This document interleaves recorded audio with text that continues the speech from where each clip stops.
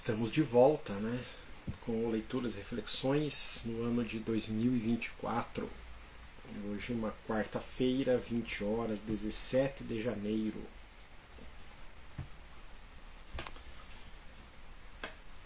E, né, já estava sentindo falta de fazer leituras e reflexões, mas estamos de volta. Vamos dar, como nós só fizemos em dezembro, dois encontros, né, de leituras e reflexões do livro do Arun Gandhi, A Virtude da Raiva. Vamos pegar essas 3 aulas que vamos ter ainda em janeiro com esse mesmo tema. Em fevereiro daí escolhemos outro, em março e assim por diante. Lembrando, para quem é novo aí no Leituras e Reflexões, né, a ideia é que cada mês a gente leia, né, trechos de algum livro, e que faça algumas reflexões em cima disso. Reflexões, né, relembrando, reflexões pessoais, tá? Baseado na minha história, no que eu acredito, nos meus valores, né? Então, reflexões podem ser diferentes, né, de uma pessoa e outra. E a ideia é que também eu traga aqui textos, né, de livros que foram importantes para mim na minha trajetória, né, que de algum modo, né, me marcaram, para que eu compartilhe para vocês esse livro, motive vocês a estudarem, né, e que ou algum texto, livro que eu estou querendo também conhecer como novidade. Então, alguns até agora foram livros conhecidos, mas em breve trarei alguns que eu estou estudando no momento. Né? E a ideia é justamente essa, compartilhar com vocês, e em alguns momentos nós, como tivemos esse mês, né? Oi, Lai, boa noite. Próximo, no livro passado, né, de novembro, nós fizemos um texto do Yoga Nidra, algumas partes do Satyananda, né? E em janeiro tivemos um grupo de estudos e aprofundamento, né, um grupo fechado a respeito desse livro. Então, em breve, né, teremos mais coisas nesse estilo, né, novidades aí para março, para ampliar essas leituras e reflexões aí. Tá? Então, lembrando que o texto que nós estamos comentando aqui é A Virtude da Raiva, de Arun Gandhi. Tá? Eu conheci esse livro bem recentemente, né, relembrando o livro, já que nós começamos a falar dele só em dezembro, daí Natal e Ano Novo a gente fica meio esquecido, né? Conheci, se não me engano, acho que ano passado mesmo esse livro, e é um livro que eu recomendo para todo mundo, assim, um livro de cabeceira praticamente, né? É um livro, ele foi escrito por Arun Gandhi, que é o neto do Gandhi, né? E ele tinha 12 anos, não, acho que é 12 anos quando ele foi encontrar o Gandhi. Gandhi era o avô dele, tá? Ele foi encontrar, Arun era um neto de Gandhi. Ele foi encontrar novamente o seu avô e ficou 2 anos, né, morando com o avô no ashram, né? Vocês vão ver falar muito de Bapuji.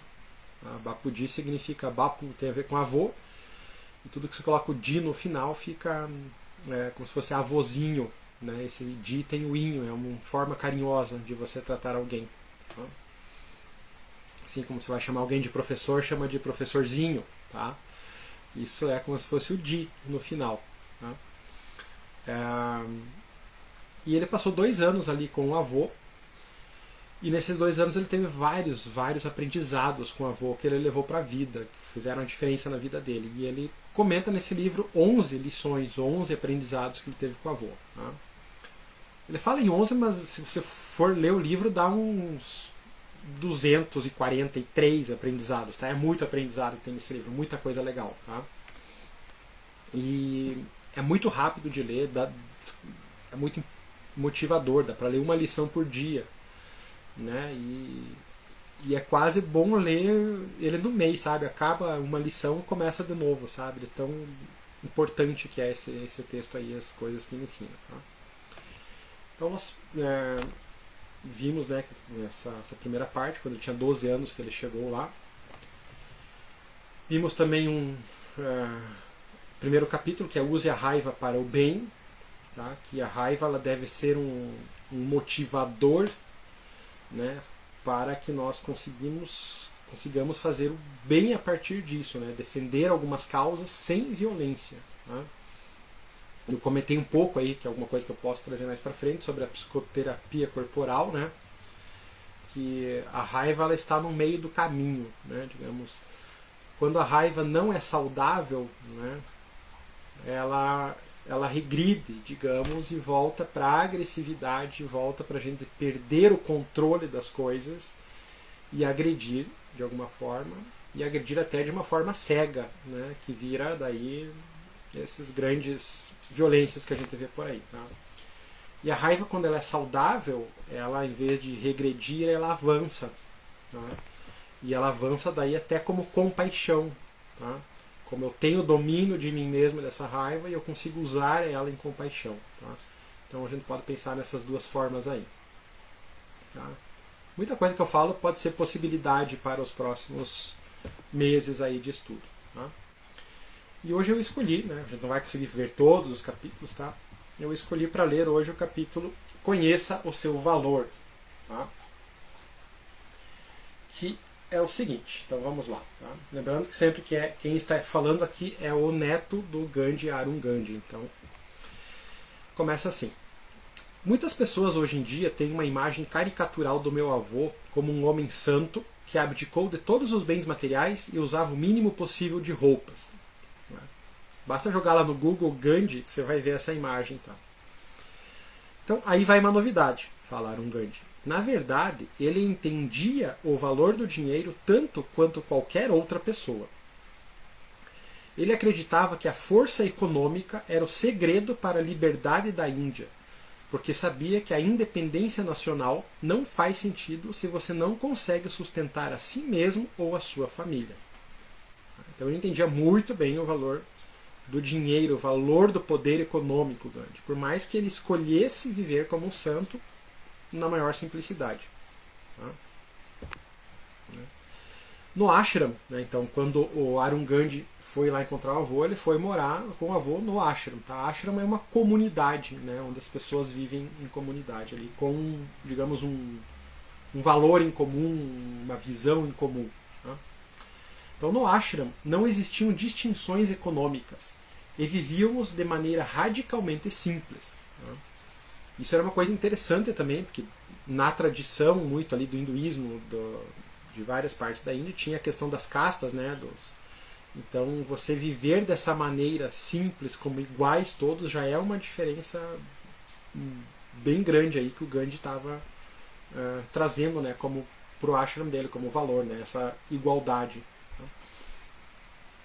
Fazíamos todas as tarefas juntos, desde o trabalho de cultivo de vegetais até a limpeza dos banheiros. E nos sentávamos no chão para comer, estudar e conversar. Durante as refeições, ninguém nos servia. Trazíamos nossos próprios pratos, tigelas, copos, utensílios e lavávamos tudo depois. Ninguém se sentia privado de nada, porque todos vivíamos nas mesmas condições. Bapuji entendia que a maioria das pessoas precisa de muito pouco para ser feliz. O problema tem início quando começamos a competir com os outros e achar que o que eles têm é melhor e que talvez valha a pena brigar para conseguir. Essa é uma frase que eu gosto muito, né? Bapuji, que era o Gandhi, né, entendia que a maioria das pessoas precisa de muito pouco para ser feliz. Se você olha também, né, para a nossa vida, você vai ver que os momentos de grande felicidade da nossa vida, de alegria, né, normalmente não dependem de muita coisa. A gente fica alegre por muito pouca coisa. Quem é como eu aí, que eu sei que a Like tá aí também, né? Quem tem os bichinhos de estimação, os cachorrinhos e coisas, sabe que né, para ter alegria basta estar com eles. Então é muito pouco que a gente precisa. Tá? E quando que começa a ter o problema? O problema tem início quando começamos a competir com os outros e achar que o que eles têm é melhor. O famoso olhar para a grama do vizinho, achar que a grama do vizinho é mais verde e a gente quer ter a grama do vizinho, ou uma grama igual ao do vizinho. Tá? Então isso é competição. Tá? Tem uns textos que eu posso... É interessante trazer que alguns comentários do Osho tem sobre algumas coisas do Yoga Sutra. Né? Acho que possivelmente vamos fazer como um tema do próximo mês aí, sobre como funcionam os relacionamentos, né? Como sugestões para relacionamentos. E ele fala muito sobre competição também. Né? Nós estragamos muita coisa por competição. Tá? Às vezes se usa a palavra não se comparar, né? Mas a comparação é uma coisa inevitável, é natural, é interessante que a gente se compare com os outros. Tá? A gente as pessoas que nos inspiram é porque a gente se comparou. Nossa, essa pessoa conhece tanto isso, tanto mais que eu isso. Isso é só uma comparação. O problema é eu começar a me competir com essa pessoa, por exemplo, eu querer saber mais que ela, ou derrubar ela, ou eu me identificar com a história dela. Tá?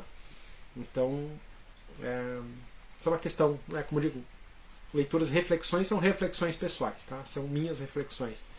Então a competição estraga muita coisa, tá? Não só para Gandhi, mas para muita gente. Tá?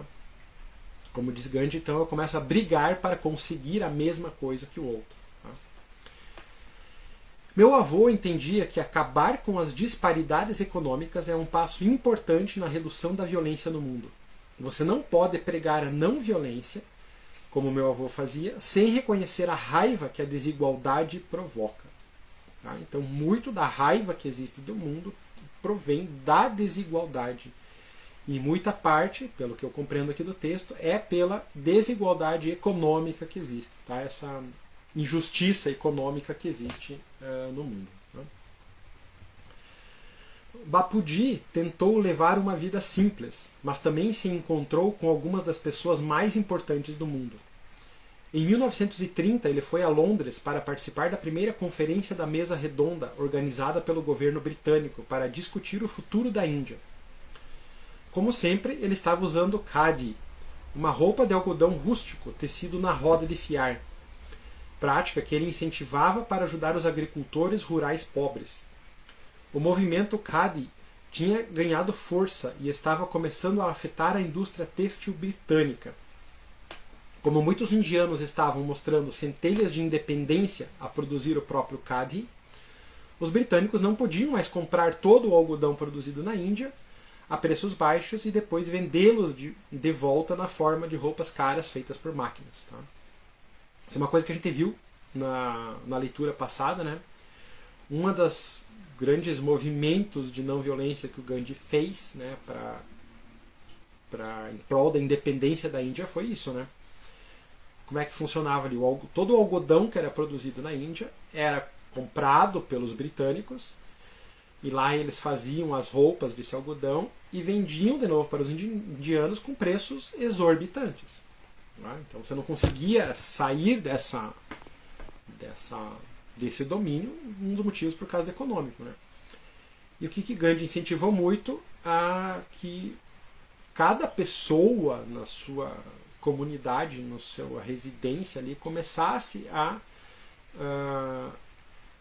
ter essas rodas de fiar, né, e fazer o próprio tecido, as próprias roupas. Né? Roupas simples. Né? Roupa para viver precisa ser simples. Né? Os khadis e outros ali. Então, que interessante, né? Porque começaram a usar o próprio algodão. Então, né, não tinha mais tanto algodão para exportar. Né? E, portanto, as roupas, daí bem menos roupas que eram feitas lá fora, quando chegavam na Índia já não eram mais tão necessárias. Isso começou a afetar essa questão do domínio britânico, tá? E acentuar a questão da independência da Índia. Olha como uma coisa simples, né, consegue afetar em grande escala. Tá? Muitas pessoas começando a fazer sua própria roupa. Tá? Tanto que o Gandhi foi chamado, né, para conversar. Os participantes da mesa redonda foram convidados ao Palácio de Buckingham. Tá? E meu avô chegou usando sua tanga e seu chale. Tá? Começa a ver a imagem aí como é que funciona. Né? Palácio de Buckingham a gente tem, né, noção de como é que é. Né? Palácios, reis, rainhas, toda essa pompa, né, que tem. Aí você imagina Gandhi chegando, né, aquele ser pequenininho, mirradinho, usando a tanga e um chale, né, por cima. Né? Os serviçais da realeza se inquietaram porque aquele não era o tipo de vestuário adequado para encontrar o rei. Mas Bapudi se limitou a sorrir e dizer que, se o rei George não quisesse recebê-lo do jeito que ele sempre se vestia, ele não participaria. Os repórteres souberam da história e não paravam de falar naquilo. Gandhi de tanga na festa do rei, proclamava a manchete de um jornal. Eles adoravam a ideia de que ele caminharia pelos tapetes vermelhos do palácio de Buckingham, vestindo cade e sandálias gastas. O rei George usou um traje formal diurno, enquanto a rainha, ao seu lado, vestia um vestido de gala prateado brilhante. Quando lhe perguntaram se ele se sentiu mal vestido por usar sua tanga na presença do rei, Bapudi fez um gracejo que se tornou famoso. O rei estava usando roupa suficiente para nós dois. Bapudi não achava errado almejar o sucesso econômico. Achava errado não melhorar a vida dos outros juntos com a sua. Ele próprio não ligava para dinheiro, no sentido de sucesso econômico pessoal. Né? De eu juntei muito dinheiro, eu me tornei rico. Né? Mas ele era realista e sabia que seus projetos precisavam de financiamento. Tá? Então olha que interessante isso. Né? Às vezes a gente pensa numa vida espiritual, espiritualizada e não pensa tanto em sucesso econômico. Né? Só que a ideia do Gandhi aqui que traz é bem bacana. Né? O sucesso econômico meu depende também do quanto eu consigo melhorar a vida dos outros junto com a minha. Tá? E junto com os outros, como Gandhi diz no primeiro ali que a gente leu, todos nós somos uma grande família no mundo. Né? Então melhorar a vida dos outros não é pensado também só nos meus que estão próximos. Né? Eu acho que primeiro a gente vai pensar na própria família, né? Mas é um pouco mais que isso. Tá? É pensar um pouco mais no planeta, na sociedade como um todo. Como é que eu melhorando economicamente eu consigo criar formas de melhorar a vida dos outros em geral. Tá? Isso que é interessante. Tá? Tem uma entrevista também que eu vou deixar como recomendação depois, que eu gostei muito pessoalmente, que tem uma parte que fala, né, que muitas pessoas quando saem, conseguem se tornar milionários, por exemplo, né, lógico, a gente faria o mesmo, né, compra uma casa muito boa, um carro muito bom, né, sei lá, comprou um carro lá de 500 mil reais, né, ou uma casa de 1 milhão de reais, né. Isso não é errado segundo isso aqui, sabe? Tá tudo certo, você tá tendo conforto em muita coisa, né. Mas a questão é o quanto você está melhorando a vida dos outros também com isso. Tá? Por que eu preciso ter 3 carros de 500 mil reais se eu só uso um? Né? Por que eu preciso ter 5 casas? Uma casa aqui, uma casa no campo, uma casa na praia, se eu mal uso? Sabe? Que outro uso eu posso fazer desses meus bens e desse meu valor em prol da humanidade? Tá? Essa que é a questão que ele coloca aqui. Tá? Então, como eu disse, Gandhi sabia que os planos dele precisavam de financiamento, porque ele em si não tinha esse acúmulo econômico, mas ele tinha um ashram, ele tinha projetos, tá? Então ele precisava de recursos financeiros. Então bolou um plano, fala Arun Gandhi. Tá? Toda vez que ele saía, milhares de pessoas queriam seu autógrafo. Como suas reuniões de orações acolhiam todo mundo, milhares de hindus, muçulmanos, cristãos, judeus, budistas que o admiravam iam vê-lo e pedir seu autógrafo.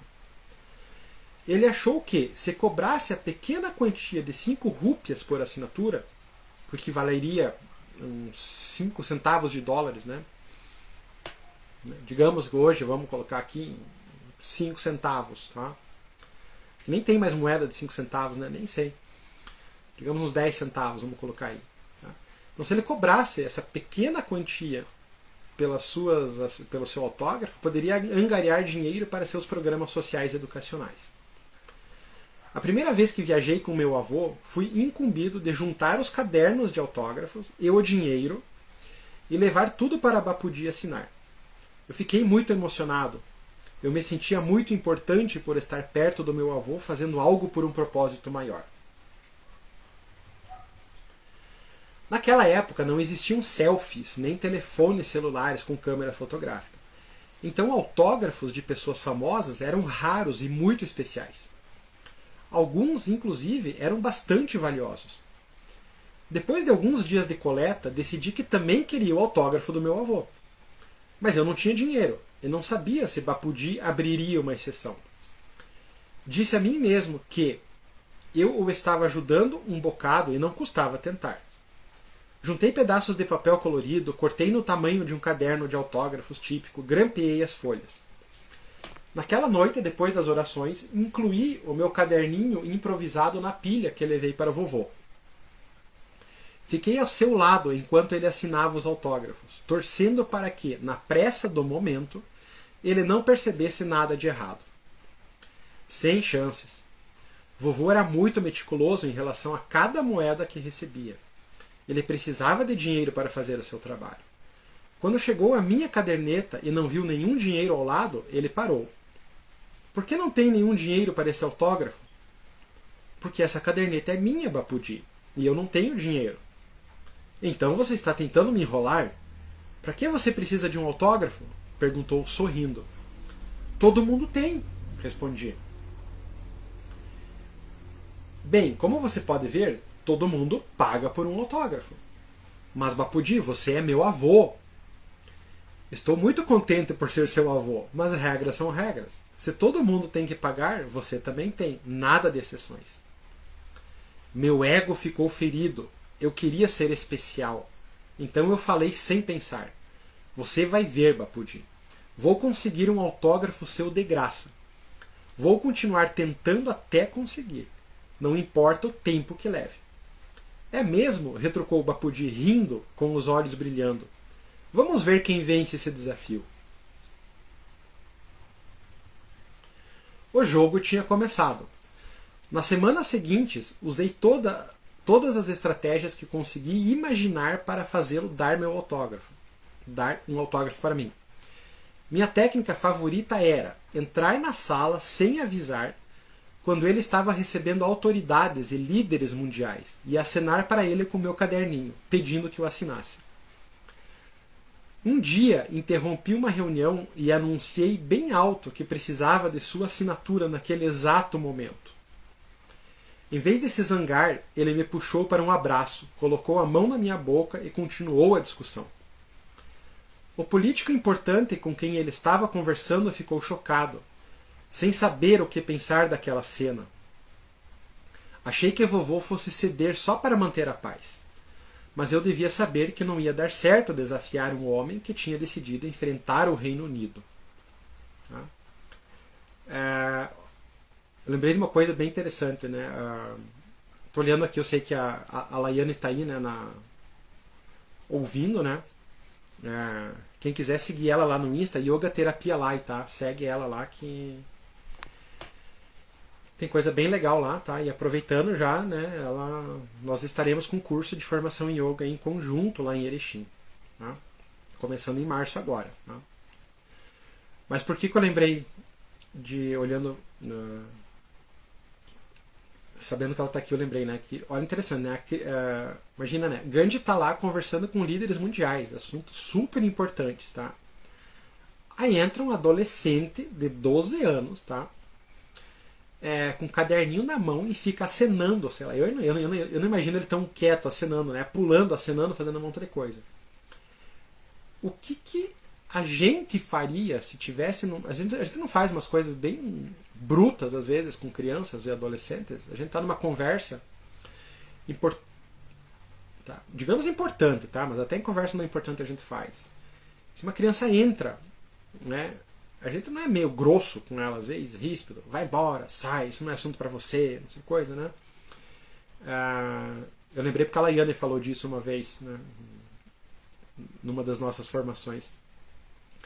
E olha o que o Gandhi faz, né? Puxa ele para dar um abraço nessa criança, nesse adolescente, coloca a mão na boca e continua a discussão. Tá? Gandhi sabia que estava nessa competição também com ele.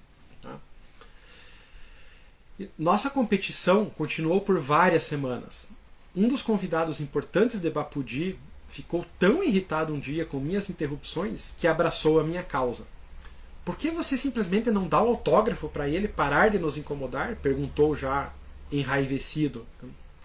Bapudi não deixou que ele definisse os termos de nosso relacionamento. Esse é um desafio entre meu neto e eu. Você não precisa se envolver. Tá? Olha que interessante também, né? O quanto a gente às vezes não se mete, né, nos assuntos dos outros, né? Querendo resolver coisa para os outros que não tem nada a ver com a gente, né? Tá? A pessoa importante lá, tipo, dá logo autógrafo para essa criança aí que não sabe de nada, né? Parar de nos perturbar, né?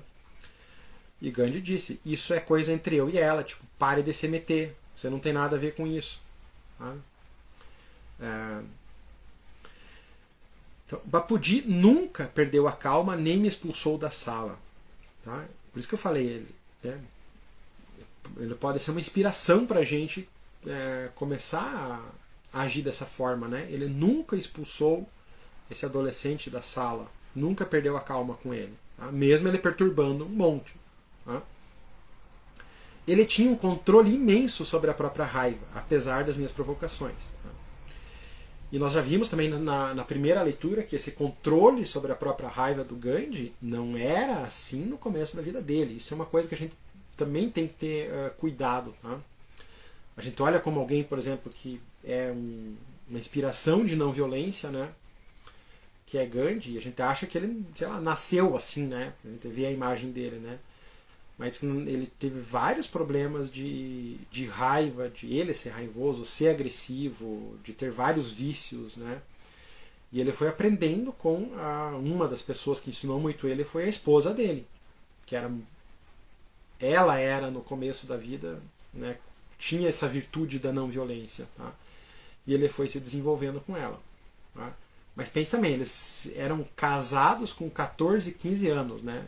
Na plena adolescência, né? Então, situação bem diferente da nossa, digamos, né? Mas então, assim, Gandhi, quando estava com o neto, já tinha esse controle da raiva e das emoções, né? Mas a gente precisa lembrar que isso é uma construção também, tá? Ele tinha essa virtude da não violência, para ele foi construída ao longo da vida. Tá? Então isso também entra a competição, né? A gente se identifica às vezes, eu quero, né? Quero ter essa não violência, né? Isso é uma comparação. Olha que maravilha que é o Gandhi como não violência, e olha quanto eu ainda tenho violência dentro de mim. Isso é uma comparação, isso acontece naturalmente, né? O que eu não posso é querer competir com o Gandhi, né? Então, assim, ele se torna uma inspiração para que o meu próprio caminho em direção à não violência. Tá? Mas eu não quero ser igual a ele, competir com ele, ganhar dele, tá? Nem derrubá-lo. Tá? Então, eu não me identifico com ele, com a história dele. Eu tenho a minha própria história. Então, ele passa a ser apenas uma inspiração para mim, tá? Como um modelo de não violência, mas uma inspiração. Tá? Tipo, nossa, que eu admiro. E, nossa, isso... Eu quero me direcionar nesse caminho, mas dentro do meu caminho. Tá? Não quero ser igual a ele, competir com ele. Tá? Ser mais não violento que ele. Tá? Então, numa ocasião, para me fazer sossegar, ele escreveu Bapu num pedaço de papel e disse: aqui está seu autógrafo. Esse não serve. É tudo que eu posso oferecer. Respondeu ele com a mesma persistência que demonstrava em tudo. Mas, né, Arun Gandhi falando agora, eu estava começando a entender a sua mensagem. Passados mais alguns dias, me dei conta de que nunca iria conseguir o autógrafo sem pagar, e finalmente parei de persegui-lo. Mas em vez de me sentir derrotado, eu fiquei orgulhoso. Eu sabia que nossa pequena disputa não tinha sido realmente sobre um rabisco de tinta.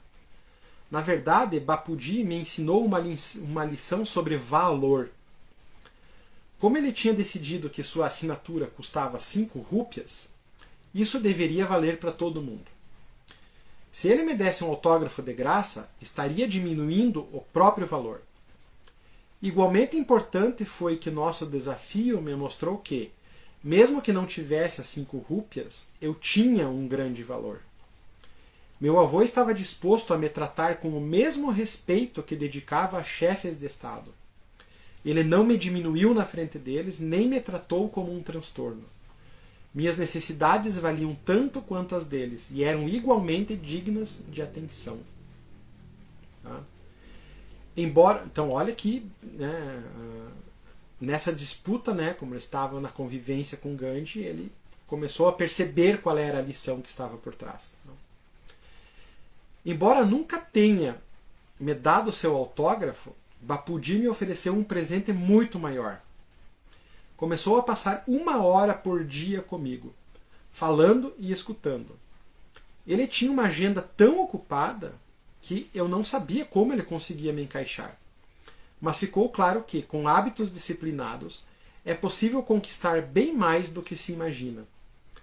Bapuji me fez escrever a minha própria programação, incluindo tempo para estudar, tempo para brincar, tempo para realizar as tarefas no ashram, tempo para fazer as orações. E colocar isso na parede para mostrar que cada minuto da minha vida também era valioso. Bapuji me ajudou a ver que cada pessoa tem um valor especial. Ele exalava amor e respeito por todos, jovens e velhos, ricos e pobres. Entendi quão importante era reconhecer nosso valor como indivíduos. Às vezes nos preocupamos achando que outras pessoas são melhores do que nós, e nos esquecemos de ver o que nos faz ter valor para o mundo. Tá? Competição de novo, né? Outras pessoas são melhores que nós. Né? Estou competindo, quer dizer que eu estou perdendo para elas. Quando confiamos em nós mesmos, podemos reconhecer e honrar o valor daquele ao nosso redor, independentemente de sua posição social ou do poder atribuído a eles pelos padrões mundanos. Alguns estudiosos da vida de meu avô o retratam como alguém contra o progresso e o dinheiro, mas isto é uma interpretação equivocada de seus valores. Ele valorizava o dinheiro pelo que ele podia fazer para acabar com a miséria e para ajudar a tirar as pessoas de situações desesperadoras. Então, novamente, Gandhi nunca foi contra progresso, contra dinheiro, tá? Como muita gente interpreta. Ele era pobre, vivia na pobreza. Tá? Mas ele nunca foi contra o dinheiro. Ele escolheu uma vida simples. Tá? Mas o dinheiro era valorizado pela capacidade dele em acabar com a miséria para todas as pessoas, tirar as pessoas de situações desesperadoras. Tá? Ele não media o valor dos outros pelo dinheiro que possuíam. Então o dinheiro tinha o valor na medida que ele podia acabar com a miséria e ajudar as outras pessoas. Mas Gandhi não media o valor da própria pessoa pelo dinheiro que possuía. Tá? Ele nunca achou que a pessoa que usava roupas caras e viajava na primeira classe era mais importante do que a que se vestia com trapos e dormia embaixo da ponte. Tá? E a gente podia ver isso com o próprio neto, né? Que um adolescente, mas era da família, mas olha como a gente trata às vezes crianças e adolescentes da própria família, né? Ele perturbava, ele invadia locais, quando Gandhi estava com, né, reis, rainhas, governantes, mas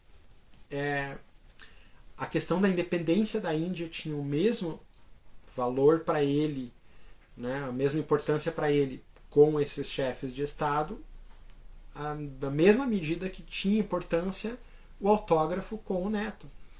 Tá? Você pode dizer, mas então o autógrafo não era uma coisa muito irrisória em relação à independência da Índia.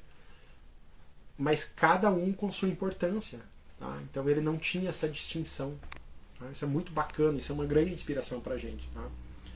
Não avaliar as pessoas pela quantidade de dinheiro que elas têm, pelos bens que elas têm. Tá? Já vi fotos de meu avô enrolado em seu chale de cade em encontros com chefes de Estado do mundo todo. Os líderes da realeza vestidos com uniformes enfeitados, joias brilhantes e chapéus imensos. Francamente, eles que me parecem bobos. Bapuji não precisava de uma roupa sofisticada para mostrar ao mundo o seu valor. Se você usa dinheiro e bens materiais para definir o seu valor, pode acabar se sentindo vazio. Lamento por quem tenta me impressionar com um carro de última geração ou uma casa gigantesca, porque sei que lá no fundo essa pessoa sente que algo está faltando. Nada que se possa comprar vai preencher esse vazio. Por outro lado, Também vejo com frequência pessoas que se veem como fracassadas porque foram demitidas ou porque têm dificuldade para pagar o aluguel. Elas temem que amigos mais abastados as desprezem e ficam constrangidas por não ter mais dinheiro. Precisamos separar nosso valor pessoal das coisas que adquirimos. Tá? Então olhe para a vida da gente, às vezes a gente fracassa por algumas questões, né? Quer adquirir uma coisa, não consegue, tem algumas metas, não consegue realizar. E quanto a gente se despreza às vezes por isso, né? Então a questão é qual é essa pessoa que está por trás dessa experiência, né? Tem um eu ali atrás, tem alguém de muito valor ali atrás que está passando por essa experiência. Tá? Isso que a gente precisa começar é um treino, né, na verdade, para reconhecer isso. Em cada pessoa existe essa pessoa por trás que está nessa experiência. Tá? Às vezes pode ser experiência, como diz, da riqueza andando na primeira classe, mas às vezes pode ser a riqueza de você estar pobre morando na rua. Mas são experiências. Existe um eu ali por trás, uma pessoa que tem valor ali por trás, que devido a algumas circunstâncias está nessa situação. Tá? E lembrando também que tudo é impermanente, então às vezes as situações se invertem muito rápido. Tá?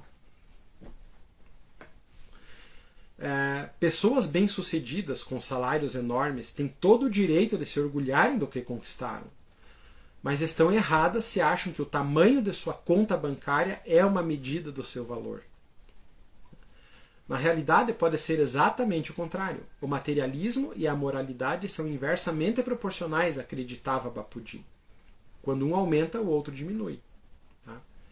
Materialismo seria eu adquirir essa conquista financeira, bem-sucedido financeiramente, com salários enormes, conta bancária enorme, sem eu me preocupar com o lado de valor, de humanidade, de outras coisas. Tá?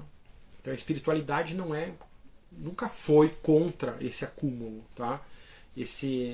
Desde que esse acúmulo se transforme em compartilhar e compaixão para com os outros. Tá?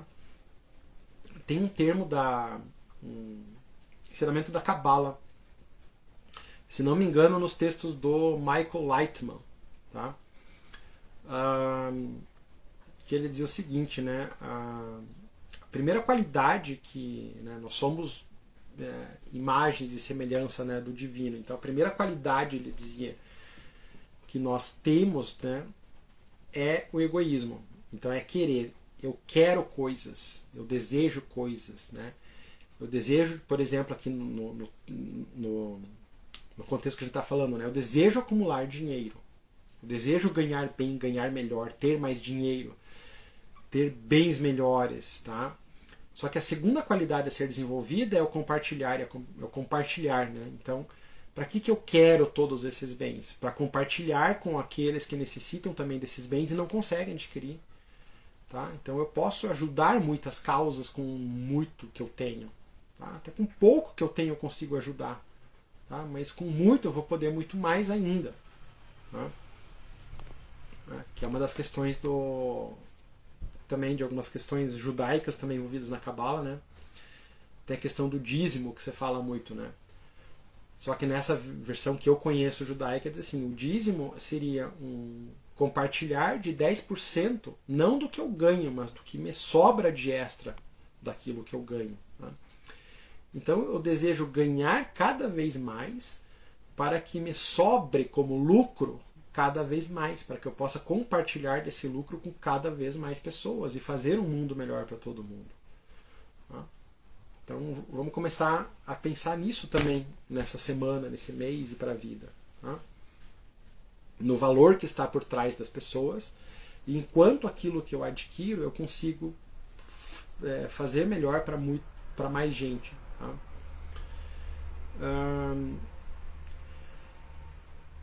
Então, para finalizar aqui, ele não achava imoral ganhar dinheiro, nem pensava que houvesse algo intrinsecamente honrado em ser pobre. Tá? Porque às vezes a gente tem essa ideia também, né? Espiritualidade, sou espiritualizado, vou viver. A gente confunde simplicidade com pobreza, né? Gandhi escolheu viver na simplicidade. Tá? mas ser pobre, você tendo capacidade de ter mais, ser pobre por escolha, também Bapuji aqui dizia que não é uma coisa honrada também. Tá? Meu avô se opunha apenas a se concentrar no ganho material sem pensar em mais nada, que é o materialismo isso aí. Tá? Então Gandhi se opunha a isso, se concentrar no ganho material sem pensar em mais nada. Isso ele era contra. Tá? Se o dinheiro significa algo para você, vá em frente, trabalhe duro para ganhar muito. Mas não se esqueça de que existe muito mais coisa além disso. Tá? Então eu lembro que muita gente, até pessoas conhecidas, que dizem às vezes, né, que tem, por exemplo, muito valor, muito dinheiro. E imagina assim, aqui fala em ajudar comunidades, né, no ashram, né? Tem pessoas, por exemplo, muito abastadas que não conseguem ajudar as pessoas da própria família, tá? Que supostamente seria o nosso núcleo de proteção mais perto. Tá?